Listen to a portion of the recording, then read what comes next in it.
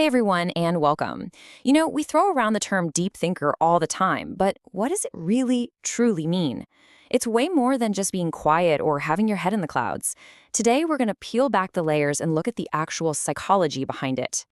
So let's just get right to it. Are you a deep thinker? Are you the person who's always asking why, even after everyone else is satisfied with the answer? Well, think of this as a kind of guide to your own mind. We're going to explore how that kind of brain really works. All right, first things first, we have to define what we're talking about because, it's easy to picture that stereotype, right? The silent philosopher just staring out a window, but it's so much more dynamic than that. What's really key here is that phrase, cognitive style. This isn't about how smart you are. It's about how you're wired to process the world. It's that built-in, relentless need to dig deeper, to connect the dots, and to find the real meaning behind everything. So how does this actually show up in everyday life? Let's walk through some of the big signs. See if any of these feel familiar to you. It's kind of like a little checklist for your own thought patterns. This is the big one, right? You're just never satisfied with a simple answer. Someone tells you something, and your brain immediately fires back with, yeah, but why does it work that way? You're not trying to be difficult. You genuinely have to know. Your mind is a why machine.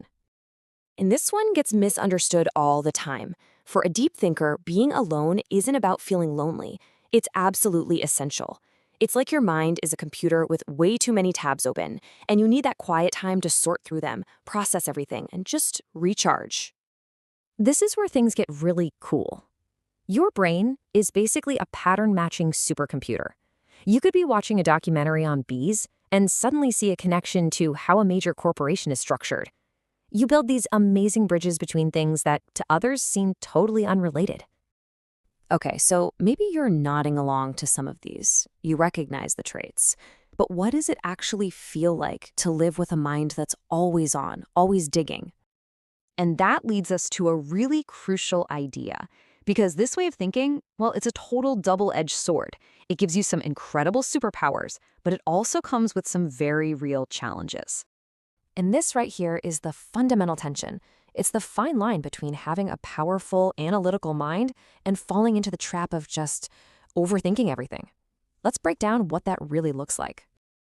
So just look at this contrast. On one side, your ability to do some profound problem solving is off the charts. Amazing! But the flip side of that coin is analysis paralysis, where you think about a problem from so many angles that you just get stuck. Then there's heightened creativity. Awesome, right? But that can also lead to emotional overwhelm because you're feeling the weight and complexity of all those ideas. And finally, you get these incredibly meaningful insights, but that constant processing can be so draining that it leads to serious social exhaustion. So listen, the goal is never to shut this part of your brain off. I mean, why would you? It's a gift. The real goal is to learn how to harness it, to get in the driver's seat and turn all that incredible thinking into action. So we're going to go over 3 simple, super practical strategies to do just that. This isn't about changing who you are. It's about giving you the tools to manage that powerful engine inside your head. Okay, this first one might sound a little strange, but it's a game changer. Instead of letting worries and overthinking run your whole day, you literally schedule an appointment with them, say, from 4 to 4:15 p.m.